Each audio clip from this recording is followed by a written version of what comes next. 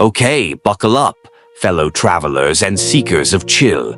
Get ready for a journey, not just across continents, but inwards, powered by ancient wisdom and a healthy dose of, seriously, what else can go wrong? Here is your Stoic guide to travel, finding peace amidst chaos.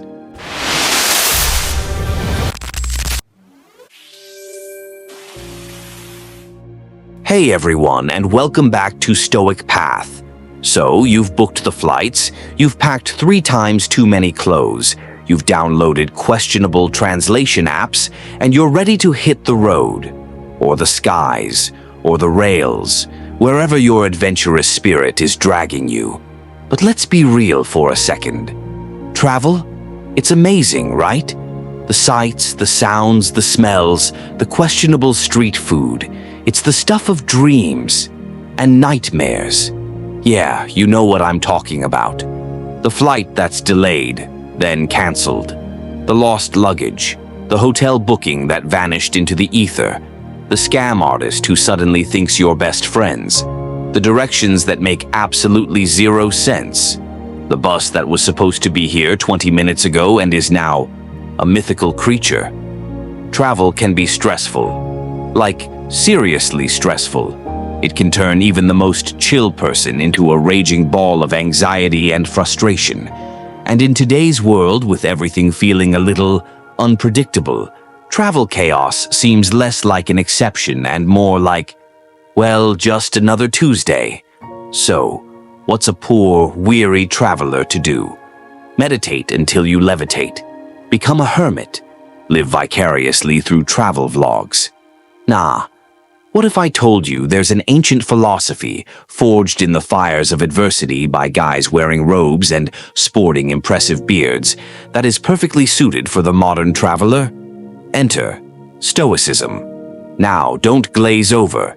This isn't about suppressing your emotions or becoming a emotionless robot. Hard pass on that, right? That sounds like a terrible vacation. Stoicism, at its heart, is a practical philosophy for navigating the messy, unpredictable, and often frustrating reality of life. It's about building inner resilience, finding tranquility not by changing the world around you, but by changing your relationship with it. It's about focusing on what you can control, spoiler alert, mostly your own mind, and letting go of what you can't. And if that doesn't scream perfect for travel, I don't know what does. So over the next, well, let's just say while, we're going into how applying some good old Stoic wisdom can transform your travel from a potential stress fest into a journey filled with more peace, presence, and genuine enjoyment, even when things are going completely sideways. This is your Stoic guide to finding peace amidst the chaos of travel. And trust me, chaos is coming. But that's okay. We're gonna handle it like Marcus Aurelius. If Marcus Aurelius had to deal with budget airline seating and rogue pigeons. Let's get started. All right, let's kick things off with what is perhaps the absolute cornerstone of Stoicism, and arguably the most vital tool in any traveler's belt, the art of acceptance. Now, when I say acceptance, I don't mean rolling over and letting the world walk all over you. That's not it at all. This isn't about being passive. This is about recognizing reality, plain and simple. It's about understanding that stuff happens. Sometimes, the stuff that happens is not what you planned. Sometimes it's spectacularly not what you planned. Picture this. You've meticulously planned your itinerary. Every hour accounted for, every train ticket booked. You're a logistical genius. You arrive at the station feeling smug and organized, only to see the dreaded "canceled" sign next to your train number. Or maybe it's delayed indefinitely. Immediate reaction. Rage. Panic. How could this happen? My whole schedule is ruined. This is unfair. I demand to speak to the manager of trains. And hey, that reaction is normal, totally human. But is it helpful? Does yelling at the departure board make the train magically appear? Does fuming internally suddenly clear the tracks? Nope. It just makes you miserable and probably gives you a headache. This is where the Stoic concept of acceptance swoops in like a philosophical superhero cape. The Stoics understood the fundamental truth that many things in life are external to us. We don't control the weather, the stock market, other people's decisions, or, crucially, the fickle whims of public transportation or airline schedules. Epictetus, one of my favorite former slaves turned kick-ass Stoic philosophers, put it like this: don't demand that things happen as you wish, but wish that they happen as they do happen, and you will go on well. Now, translating that to modern travel speak, stop demanding your flight be on time, but be cool with it being delayed, and you'll survive. Okay, maybe it's a bit more nuanced than that. It's not about liking the delay. It's about accepting that the delay is now the current reality. The energy you were about to spend raging can now be redirected. Redirected to what? Well, this leads us to the next point: cultivating flexibility and adaptability. When your plans go belly up, acceptance is the first step. The second is asking, okay, this is the situation. What can I actually do now? Maybe you can find an alternative route. Maybe you can use the unexpected free time to explore the area around the station or airport. Maybe you can finally read that book you brought. Maybe you can just sit down, take a deep breath, and people watch, which, honestly, is prime entertainment. This isn't just about being passive. It's about being resourceful. Flexibility isn't about not having a plan. It's about being okay with changing the plan. It's about having a plan B, C, D, and maybe even a plan, just wing it. Think about it.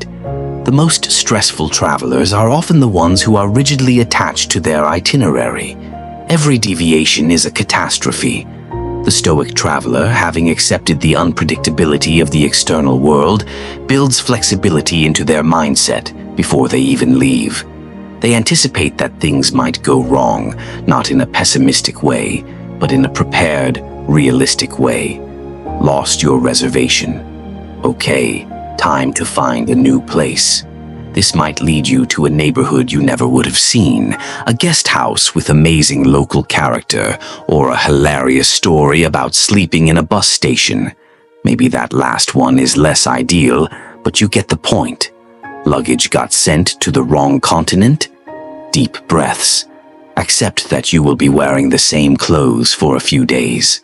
What can you control? You can file a report. You can buy a cheap toothbrush. You can maybe rock the same outfit with unexpected confidence. You can't magically beam your suitcase back. Dwelling on the missing suitcase just adds frustration on top of the inconvenience. Focusing on the steps to retrieve it and adapting to traveling lighter than you planned anyway, is the Stoic approach. This brings us to the absolute core of Stoicism in practice, the dichotomy of control. Epictetus was big on this. He said we should focus only on what is up to us, our judgments, our impulses, our desires, our aversions, and our actions. Everything else, our bodies, our possessions, our reputation, and yes, delayed flights and lost luggage, is not entirely up to us.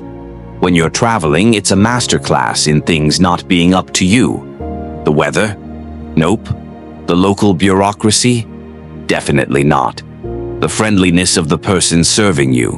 Beyond your direct control.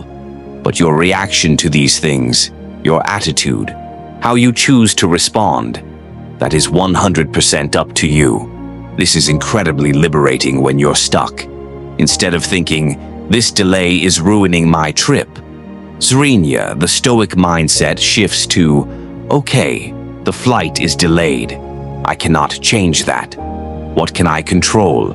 I can control whether I spend this time fuming or finding something productive or enjoyable to do. I can control my decision to be patient rather than irate. It doesn't mean you're happy about the delay. It means you're choosing not to let the external event dictate your internal state entirely. You're acknowledging the inconvenience but refusing to let it steal your peace. Think of the most chilled-out traveler you know. Are they the one freaking out at every minor hiccup, or the one who just rolls with it, maybe even finds the humor in the absurdity? My guess is the latter. They might not call themselves Stoics, but they're practicing acceptance and focusing on what they can control, their own response.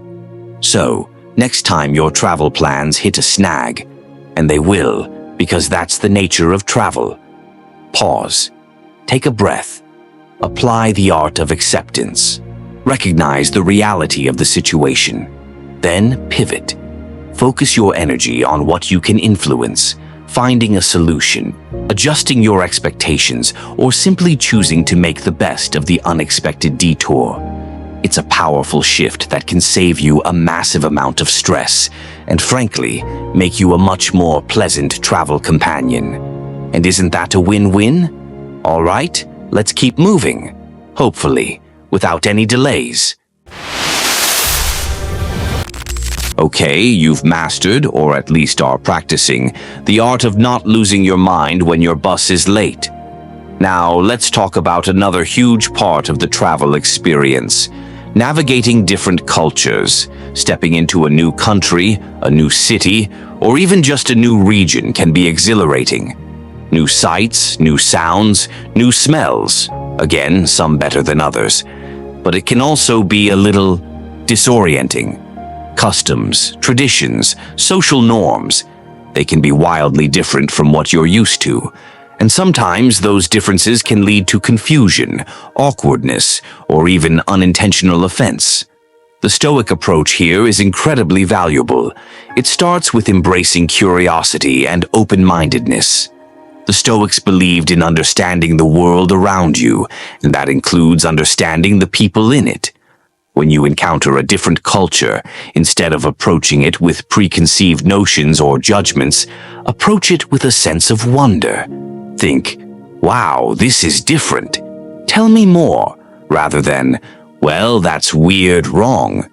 Marcus Aurelius, the emperor who wrote his philosophical diary, Meditations, often reflected on the shared humanity that underlies our differences. While cultures might have different external practices, people everywhere seek connection, safety, and well-being. Focusing on this shared ground can help bridge gaps. Practically speaking, this means ditching the judgment. That's easier said than done, I know.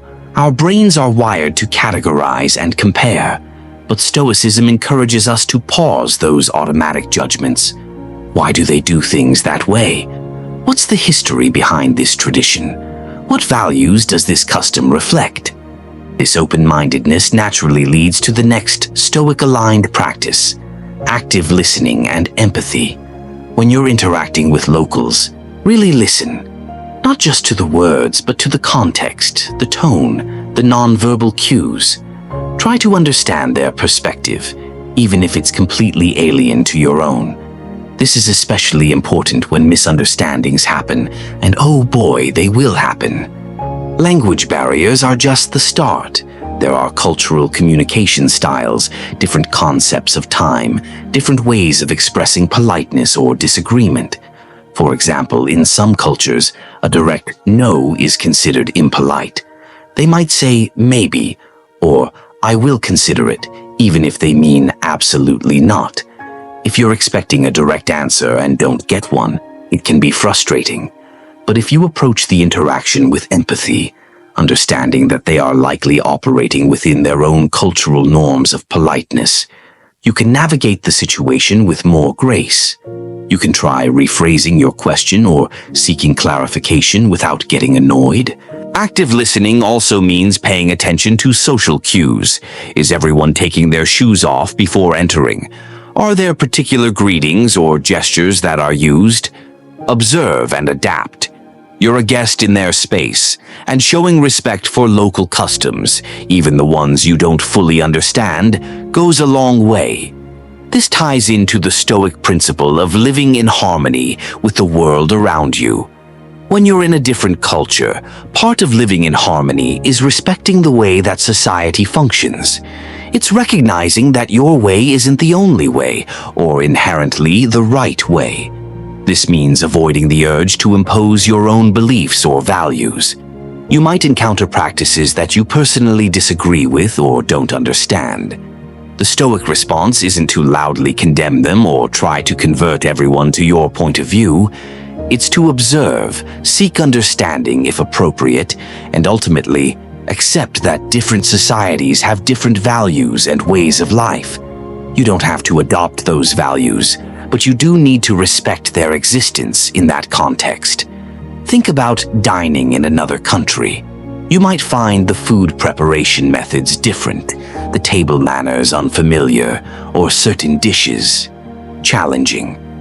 The Stoic traveler doesn't wrinkle their nose and demand a burger. They approach it with curiosity.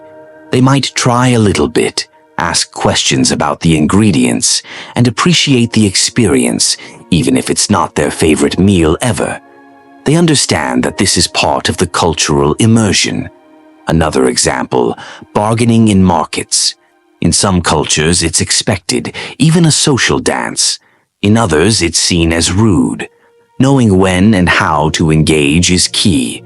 The Stoic traveler doesn't assume their home country's retail norms apply everywhere. They observe, they ask, politely, and they adapt. And if they end up paying a little more than a local, they accept it as part of the learning experience, focusing on the positive interaction rather than feeling ripped off. Navigating cultural differences with Stoicism isn't about becoming a cultural chameleon or abandoning your own identity. It's about approaching interactions with humility, respect, and a genuine interest in understanding the world from a different perspective. It's about recognizing the vast tapestry of human experience and appreciating the unique threads that make up each culture.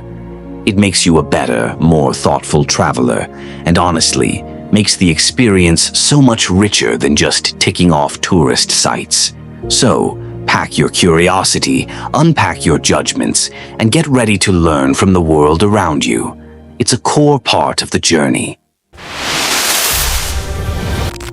Okay, we've talked about accepting the chaos outside of us and navigating the beautiful, complex differences in the world. Now, let's bring it back in. Travel, while amazing, can also test your limits. It can be tiring, challenging, and sometimes, frankly, just makes you want to curl up in a ball and go home. This is where cultivating inner strength, another major pillar of Stoicism, becomes your secret weapon. One way Stoicism helps is by harnessing the power of self-discipline. Travel presents all sorts of temptations and distractions. Maybe it's the urge to blow your budget on souvenirs you don't need, the temptation to sleep in and miss that early morning excursion, or the distraction of constant social media scrolling instead of actually looking at the place you're in. Self-discipline, in the Stoic sense, isn't about being rigid and joyless. It's about exercising rational control over your impulses and desires so they don't control you. It's about aligning your actions with your goals, like having a fulfilling and meaningful travel experience. Did you budget for this trip?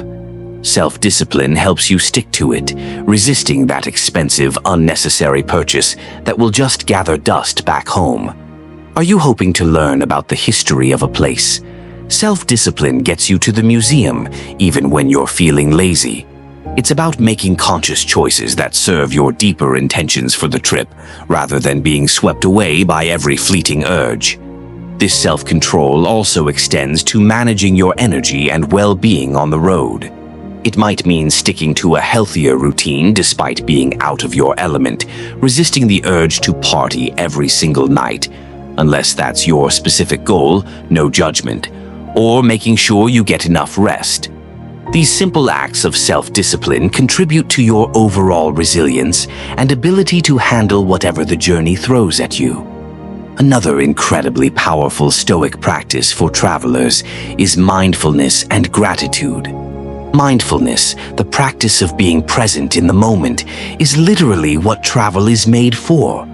How many times have you seen travelers looking at incredible sights through the screen of their phone or rushing from one place to the next without truly seeing anything?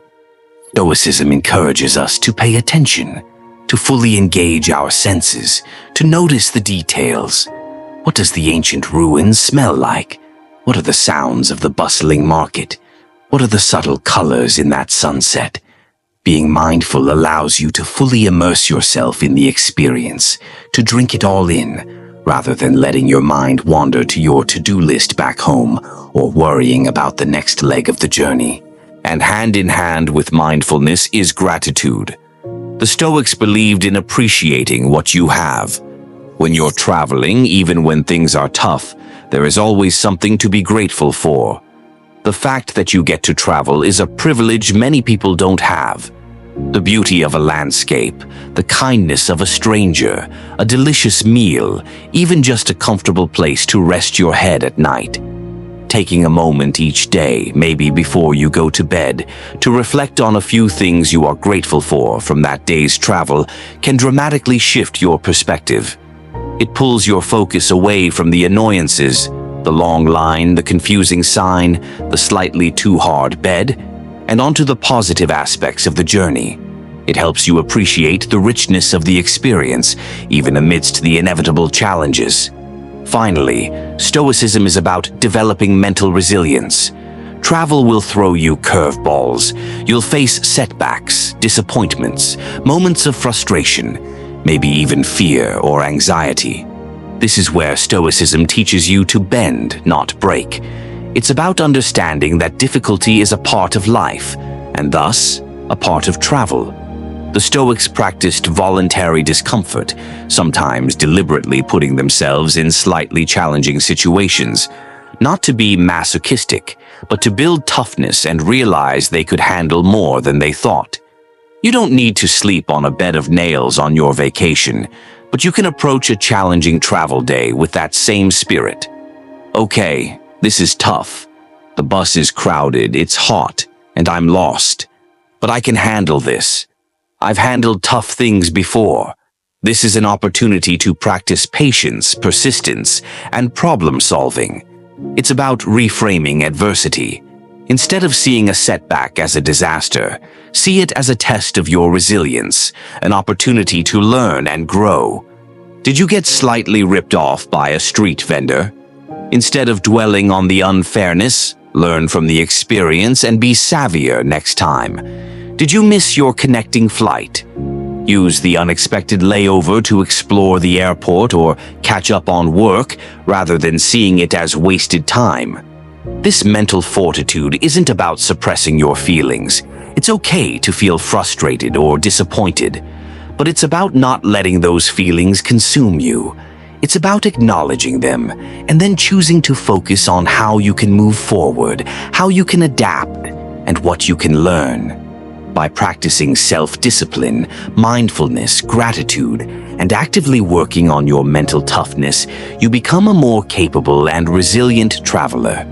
You're better equipped to handle the inevitable bumps in the road, allowing you to not just survive your trip, but truly thrive and find deeper meaning in the journey itself.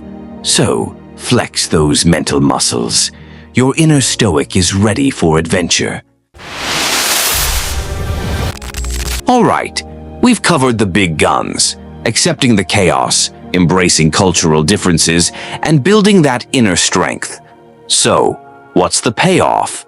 How does all this Stoic stuff actually lead to a more fulfilling journey?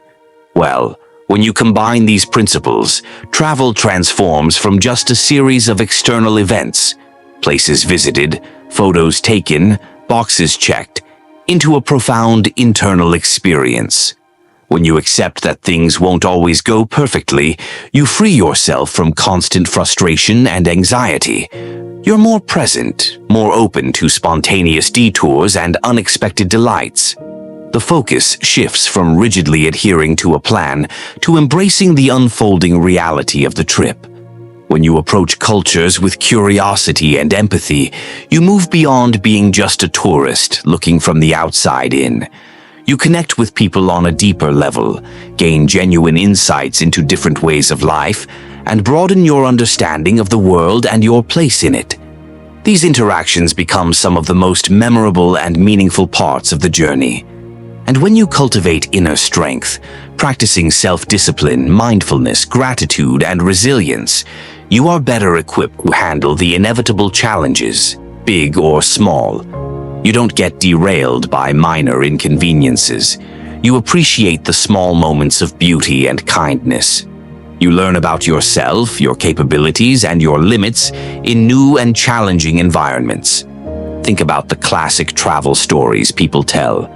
Are they usually about the perfectly executed itinerary? Or are they about the time everything went wrong, but they figured it out, learned something new, or met an amazing person because of the unexpected turn of events? It's the latter, right? The challenges, when approached with the right mindset, often become the most memorable and transformative parts of the journey. Take, for example, a traveler who meticulously planned a hiking trip. Day 1, they twist their ankle. Non-Stoic reaction: "My trip is ruined. This is the worst. I'm going home." Stoic reaction: acceptance. "Okay, my ankle is injured. The planned hike isn't happening." Adaptability. What can I do? Maybe there are easier walks nearby, or charming cafes to rest at, or books to read with a view.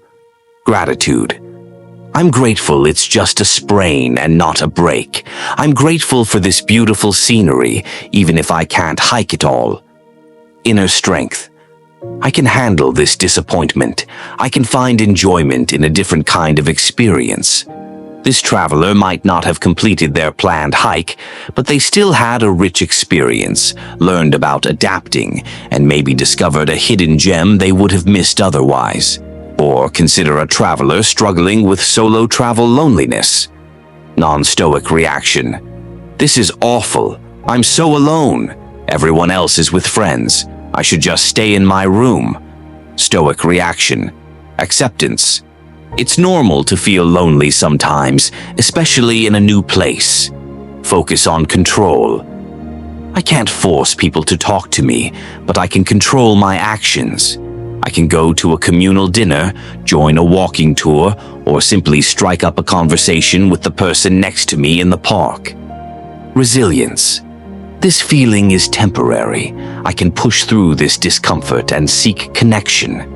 This traveler uses their inner strength to actively engage with the world, turning a potential struggle into an opportunity to meet people and build confidence. By consciously applying Stoic principles, you're not just surviving your travels, you're engaging with them on a deeper level. You're becoming a more resilient, adaptable, and appreciative traveler. You're less focused on external validation, perfect photos for social media, checking off every single item on a list, and more focused on the internal experience, the learning, the growth, the presence, the connection. So, how can you bring more Stoicism into your next trip? Start small.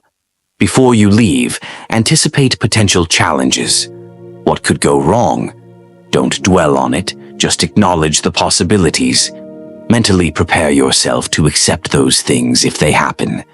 While traveling, practice mindfulness daily. Take a few minutes to simply observe where you are, using all your senses, without judgment. When something does go wrong, and it will, pause. Take a breath. Ask yourself, is this within my control? If yes, take action. If no, practice acceptance and focus on what is within your control, your reaction, and your next step. Engage with locals and different cultures with genuine curiosity and respect. Ask questions, listen actively, and suspend judgment. And finally, practice gratitude. Every evening, think of 1 or 2 things from your day that you are genuinely thankful for, even amidst the challenges. Travel is an incredible opportunity for growth. By embracing the principles of Stoicism, you can turn the inevitable chaos into a chance to build resilience, deepen your understanding, and find a profound sense of peace and fulfillment in the journey itself. It's not about having a perfect trip. It's about having a meaningful one. All right, folks, we've traversed the landscapes of acceptance, navigated the tricky terrains of cultural differences, and flexed our newfound Stoic inner strength. You're no longer just a traveler. You're a Stoic traveler. You're ready to face delayed flights with a shrug and a philosophical quote, tackle confusing maps with calm determination, and embrace unexpected adventures with open arms and maybe a slightly nervous laugh. Remember, the goal isn't to never feel frustrated or stressed. That's impossible. You're human. The goal is to develop the wisdom to understand what's happening, the courage to face it with resilience, and the temperance to control your reactions, and maybe the justice to demand a slightly better seat on that delayed flight, but, calmly and politely. So, next time you're planning a trip, pack your bags, sure, but also pack your stoicism. Pack your acceptance for the chaotic bits, your curiosity for the cultural bits, and your inner strength for all of it. Because the world is big and beautiful and messy, and travel is the perfect training ground for life itself. And with a little bit of ancient wisdom in your pocket, you're not just going places, you're going places with peace. Now, if you'll excuse me, I'm off to find a truly terrible cup of airport coffee and practice my acceptance of its questionable quality. Wish me luck, or don't. It's not really up to you anyway. Go forth, travel wisely, and may your inner peace be turbulence-proof. Thanks for joining me on this philosophical journey. If you found this helpful, let me know in the comments below. What's your biggest travel frustration, and how might a little stoicism help? And hey, if you want more guides on navigating life's chaos with ancient wisdom, maybe consider hitting that subscribe button. It's not essential for your happiness, says Stoicism, but it sure helps the algorithm. Catch you in the next one. Stay stoic, stay awesome.